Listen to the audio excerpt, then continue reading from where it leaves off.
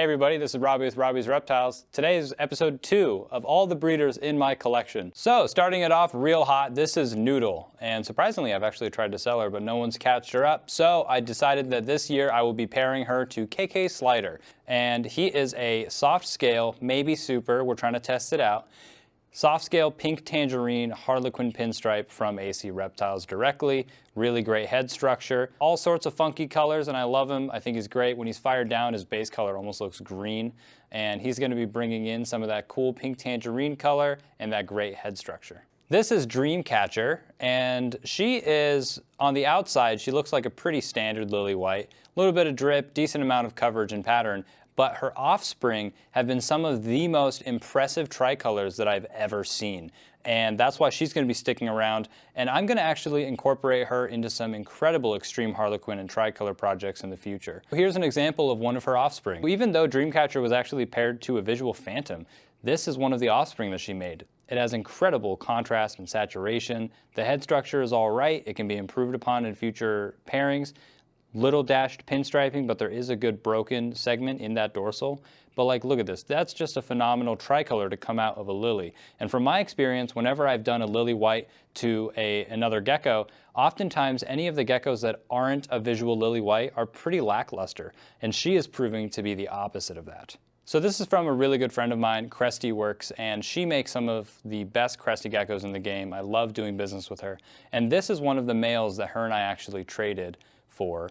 And he is a tangerine black-based XXX type beat, if you will. He's got good head structure, size, and direction, but it's like I was talking about, sometimes they can just have a little bit messy head structure, but I'm not 100% sure if that's entirely genetic. We'll see, although he has been paired to Thalia this year, which is really exciting. And Thalia is an amazing XXX, one of the first that I ever made. And so I have very high hopes for their offspring. So he's going to be used in anything extreme harlequin, tangerine, everything like that. I feel like I'm a broken record. This is a really awesome example of a Hypo quad stripe, and she is unbelievably pregnant right now. She's probably going to lay eggs tonight, so I'm going to be careful and make sure she doesn't jump on the floor. But she has pretty good head structure, really awesome example of Hypo. She is so pale and so saturated in person. Like, she is such a nice, clean yellow. She's got that kind of reverse pinstriping going on. As you can see, there's almost like that dark pinstripe underneath her pinstripe. Really interesting looking female, and she's been paired to another Hypo male of mine, Ghost 3.0, which I recently sold to someone that's just getting into the hobby, but he's going to have a pretty good jump start to his career. So this is just a good example of a Hypo quad stripe, and I think next year I'm going to pair her to Cowboy. This year she was paired to Ghost 3.0. This I've just simply called Lux with 3 X's. As you can tell, I have a theme. This is from Lux Exotics, and anything that I've gotten from her, I just name Lux something. But this is a really neat looking XXX Halloween, and she is older, so in old age, they just kind of completely dull out. And it's kind of a bummer. Introducing something like Tangerine with her and her offspring, I think, is going to improve the odds of keeping that color.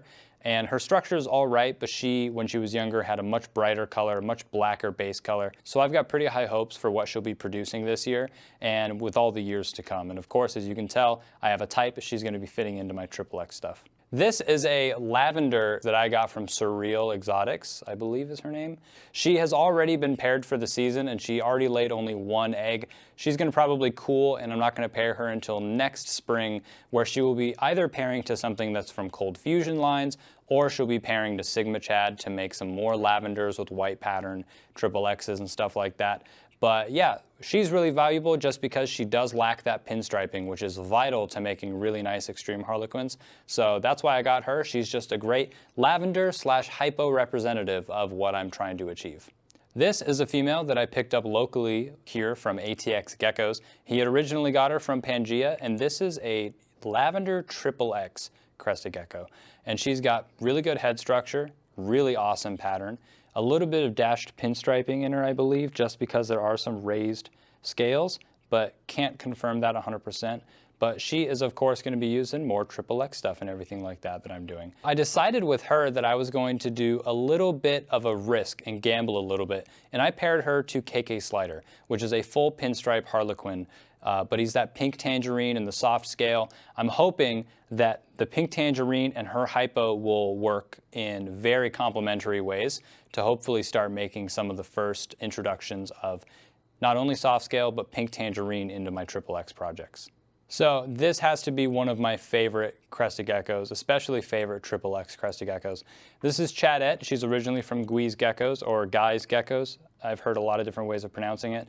Beautiful example of a lavender and cream XXX. She does fire up kind of black though, so maybe she's a black, but I consider her a lavender. Last year I paired her to Chad, which was a drippy pinstripe extreme harlequin. Kind of a totally non-complementary pairing, but her offspring proved to be incredible, including peach schnapps and a male that I currently have listed up right now actually for a really great price. And so this year she paired to Sigma Chad, which is our black-based white pattern XXX male. And so she is going to be making some incredible white and black, hopefully, XXX Crested Geckos this year. So that's what I'm really excited about with her, and she's going to be pretty much spending the rest of her days here. So this is Velvet Thunder, a hopefully, from what AC told me, 99% probability, super soft, red, phantom, muted white wall.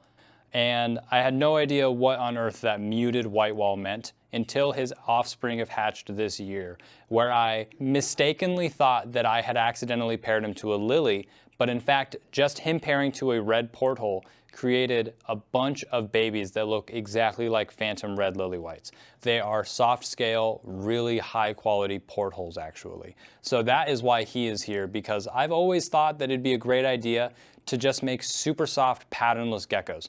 I've always said patternless is never gonna go out of style. It's a beautiful look and it's simple, it's minimal, and it's never gonna go out of style. There's no trend with a patternless Crested Gecko. And then now with the introduction of empty back even being able to represent with phantoms and portholing and everything like that, they're gonna have a very long and fruitful future. And I'm very happy that I have this male, and he is going to be involved in a lot of my phantom projects, not only because of the super soft and this weird gene that he has about this muted white wall, but his incredible head structure. This female right here, I've memingly named Scarlet Fire. She is just a really awesome looking full pinstripe red based flame, and she was actually paired to Velvet Thunder to try and increase that red and introduce that super soft scale. I'm pretty sure this is a soft scale. She is originally from AC Reptiles, but I did not get her from AC Reptiles. But if you just look at her scales up close, they have a little bit different of a look compared to a normal Crested Gecko, and she is a lot brighter than your average bear. So I like her. She's rather simple and not my style, but the saturation that she offers and her big body mass and perfect pinstripe, it's just a simple, clean looking female, and I kept her around almost specifically for Velvet Thunder.